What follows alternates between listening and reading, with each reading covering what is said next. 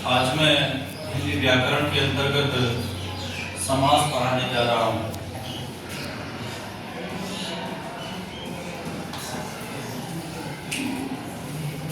जैसा कि आपको विदित है कि शब्द निर्माण में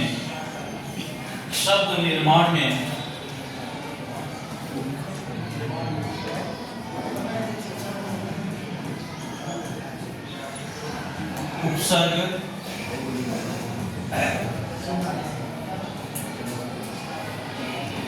प्रत्यय और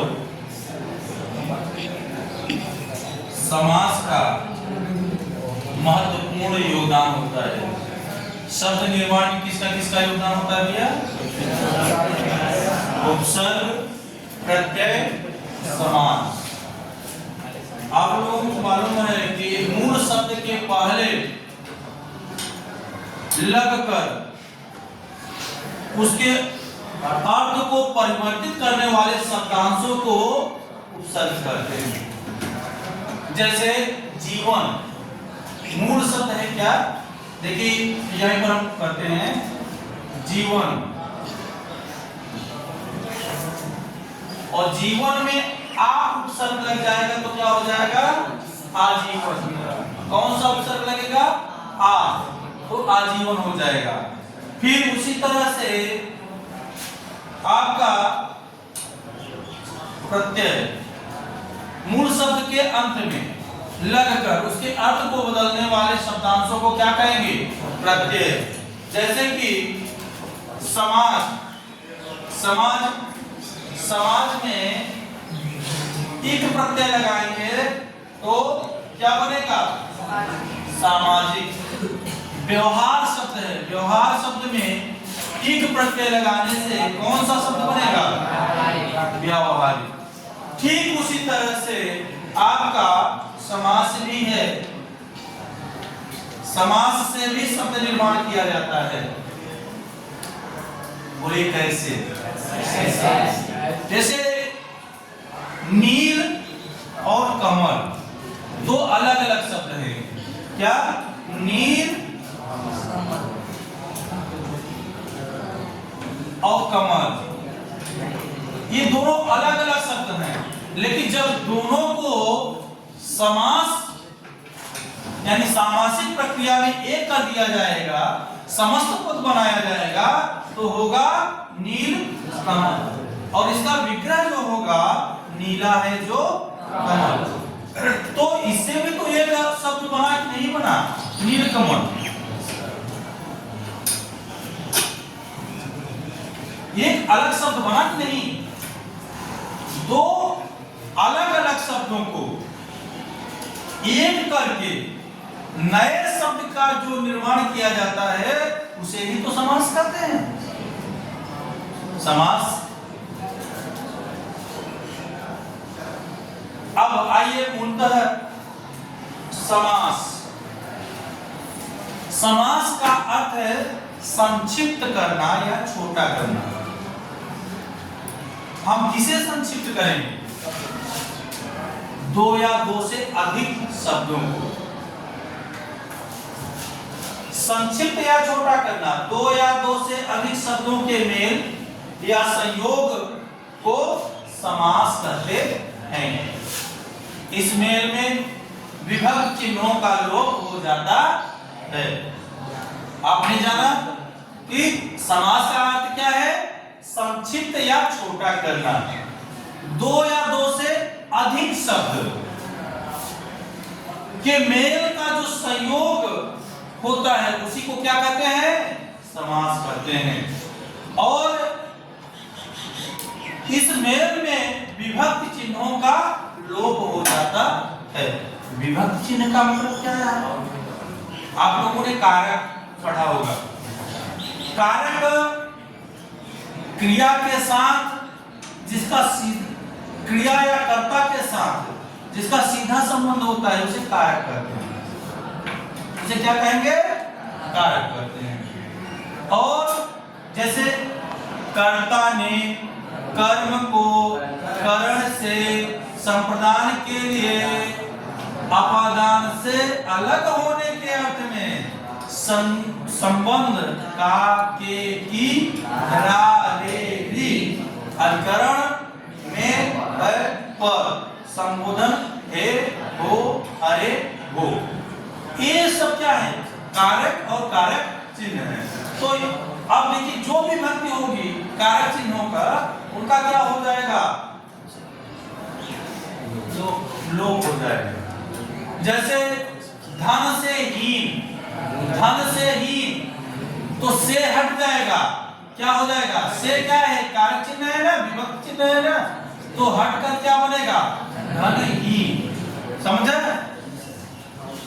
भाषा में संक्षिप्तता ही बहुत ही आवश्यक होती है और समास इसमें सहायक होते हैं।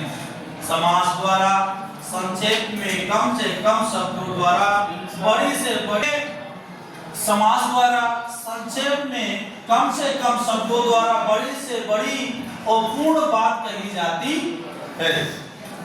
जैसे कि आप लोग कहेंगे दही में डूबा हुआ बड़ा, दही में डूबा हुआ बड़ा, ये तो लंबा चौड़ा वाक्य बन गया। तो इसके लिए हम क्या बोलेंगे? दही बड़ा। संक्षेप करके सामासिक प्रक्रिया के दौरान उसे छोटा करेंगे और छोटा करके क्या करेंगे? बोलेंगे दही बड़ा।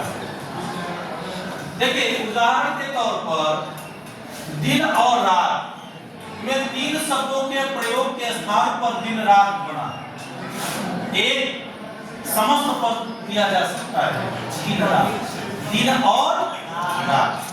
वैसे तो द्वंद्व समास में और को हटाकर और यहाँ और क्या है? ये दोनों को मिलाने वाला शब्द है, दिन और रात।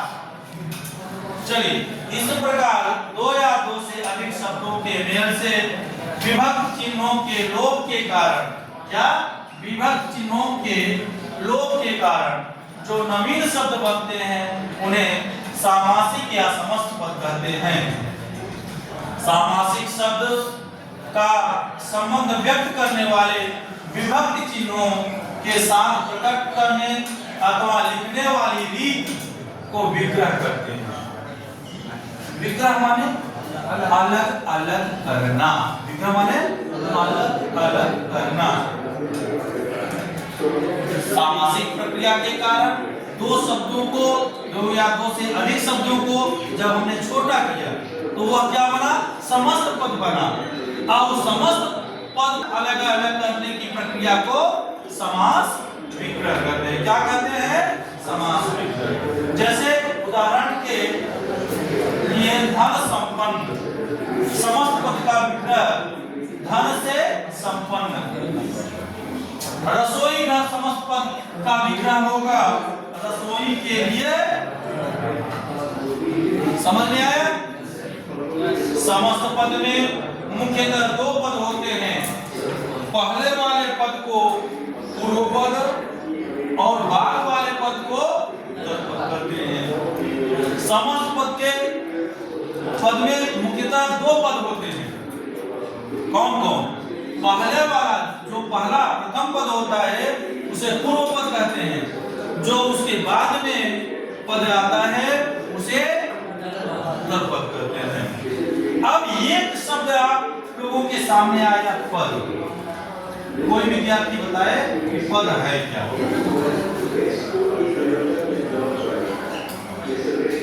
कोई विद्यार्थी तो गौर से सुनिए, ध्यान से सुनिए। जब कोई शब्द स्वतंत्र रूप में हो और उसका वाक्य में प्रयोग न हुआ हो और वह स्वतंत्र रहे तो वह सिर्फ शब्द रह जाता है। लेकिन जब कोई शब्द जैसे राम, श्याम, मोहन, सीता, गीता आदि, ये सब क्या है? शब्द हैं। क्या है बेटा? शब्द हैं।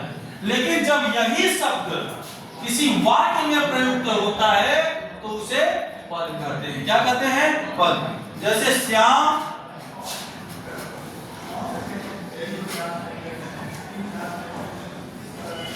विद्यालय जाता है। अब देखिए यहां जो श्याम है, ये श्याम शब्द नहीं रहा क्योंकि ये वाक्य में प्रयुक्त हो चुका है, इसीलिए यह श्याम क्या है, पद कहलाएगा। समझ में आया नहीं? पद क्या है?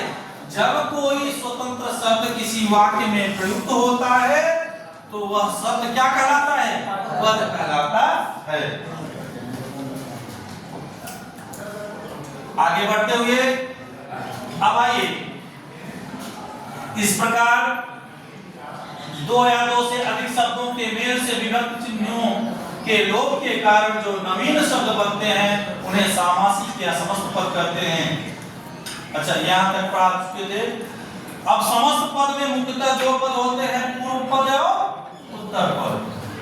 पहले वाले पद को पूर्व पद तथा दूसरे वाले पद को उत्तर पद कहते हैं।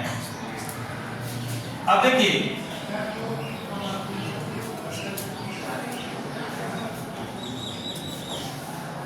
अब देखिए जैसे समस्त पद, यहाँ है समस्त पद, यहाँ पूर्व पद, यहाँ उत्तर पद और यहाँ समास विग्रह।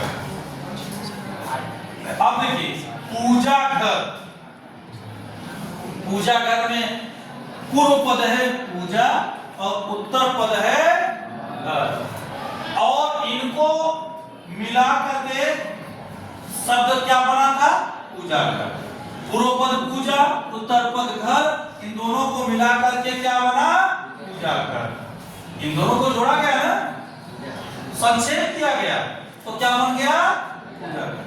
अब इसका जैसे समास विग्रह क्या होगा, पूजा के लिए घर, माता पिता, माता पूर्व पद, पिता उत्तर पद, और समस्त पद में माता पिता होगा, इसका समास विग्रह होगा माता और पिता। इसी तरह से नवरत्न, नवरत्न नव पूर्व पद, रत्न उत्तर पद, और समास विग्रह होगा नौ रत्नों का समूह। फिर आगे बढ़ते हुए अगला उदाहरण है आपका हस्तगत। हस्त पूर्व पद है, गत उत्तर पद है, और हस्त में गया हुआ, हस्त माने हाथ होता है बेटा, हस्त में माने क्या होता है, हाँ, हाथ में गया हुआ। चलिए अब आगे बढ़ते हुए समास के भेद। मुख्यतः समास के चार भेद होते हैं। जिन दो शब्दों में समास होता है उनकी प्रधानता अथवा अप्रधानता के विभागत्व पर एक समास के मुख्यतः चार भेद होते हैं। कितने भेद बेटा, चार भेद, और सामान्य तौर पर 6 भेद होते हैं। इसके पहले आप पिछली कक्षाओं में आपने पढ़ा होगा कि समास के कुल 6 भेद होते हैं। कौन कौन? अव्ययी भाव समास, तत्पुरुष समास, कर्मधारय समास, द्वंद्व समास, द्विग समास और बहुव्रीहि समास। इस तरह से कुल 6 भेद होते हैं समास के सामान्य तौर पर, लेकिन मुख्यतः 4 भेद होते हैं। आगे जिस समास में पहला शब्द प्रायः प्रधान होता है उसे अव्ययी भाव समास कहते हैं, और जिस समास में दूसरा शब्द प्रधान रहता है उसे तत्पुरुष समास कहते हैं। जिसमें दोनों शब्द प्रधान हो वह द्वंद्व समास कहलाता है। समझिएगा, जिस समास का पहला शब्द प्रायः प्रधान होता है अथवा अव्यय होता है, दो बातें ध्यान दीजिए। जिस समास का पहला पद प्रायः प्रधान रहे और अव्यय हो उसे अव्ययी भाव समास। जिस समास का उत्तर पद माने बाद वाला पद प्रधान हो उसे क्या कहेंगे, अव्ययी भाव समास कहते हैं। जिस समास का दूसरा शब्द प्रधान रहता है उसे तत्पुरुष समास। जिसमें दोनों शब्द प्रधान होते हैं उन्हें द्वंद्व समास कहते हैं। समझ में आया? अगर किसी को ना समझ में आया तो बोलिए, सबको समझ में आया ना? आगे बढ़ते हुए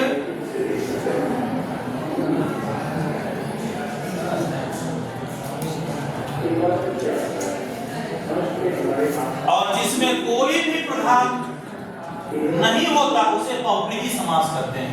यानी पूर्व पद और उत्तर पद मिलकर किसी अन्य अर्थ की ओर संकेत करे, वहां पर कौन सा समास होगा? बहुव्रीहि समास होता है। तत्पुरुष समास के पुनः दो अतिरिक्त किंतु स्वतंत्र भेद स्वीकार किए गए हैं, कर्मधारय समास और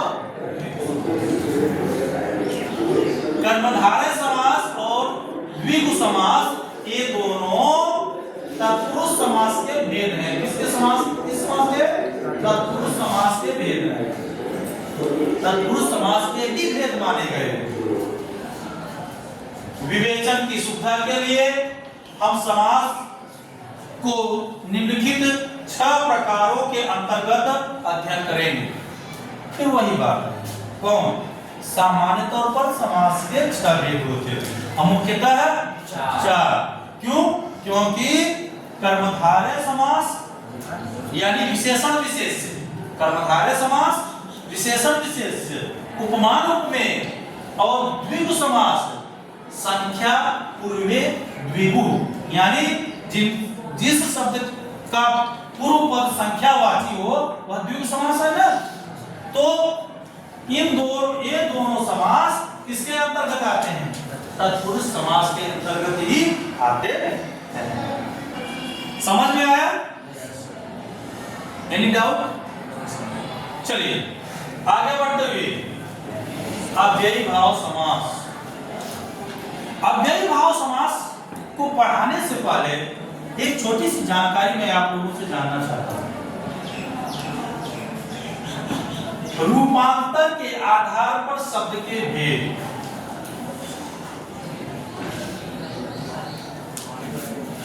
के आधार पर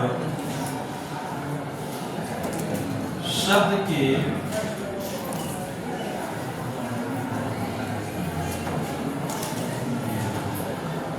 रूपांतर के आधार पर शब्द के भेद कितने होते हैं? कौन कौन बताएंगे? कोई विद्यार्थी? चलिए मैं बता रहा हूं। रूपांतर के आधार पर शब्द के 2 भेद होते हैं। पहला है विकारी शब्द, और दूसरा है अविकारी। Very good. अविकारी शब्द। विकारी वे शब्द होते हैं जिनमें परिवर्तन होता है, जिन पर लिंग, वचन, कारक, काल आदि का प्रभाव पड़ता है, उन्हें क्या कहते हैं? विकारी। जैसे संज्ञा, सर्वनाम, विशेषण और क्रिया, ये चारों ऐसे शब्द होंगे जिन्हें हम विकारी कर सकते हैं। क्या कर सकते हैं? विकारी शब्द। फिर वे शब्द जिन पर लिंग, वचन, कारक, काल आदि का प्रभाव नहीं पड़ता, जो ज्यों का त्यों हर स्थिति में बने रहते हैं, उन्हें क्या कहते हैं? अविकारी शब्द। ये परिवर्तित नहीं होते हैं। चलिए अविकारी में जैसे आ, उप, प्रति, परा, इति, यथा, ये सब क्या हैं? ये सब आपके अविकारी शब्द हैं। क्या है बेटा? ये सब अविकारी शब्द हैं। अविकारी शब्दों में लिंग, वचन, कारक, काल आदि का कोई प्रभाव नहीं पड़ता है।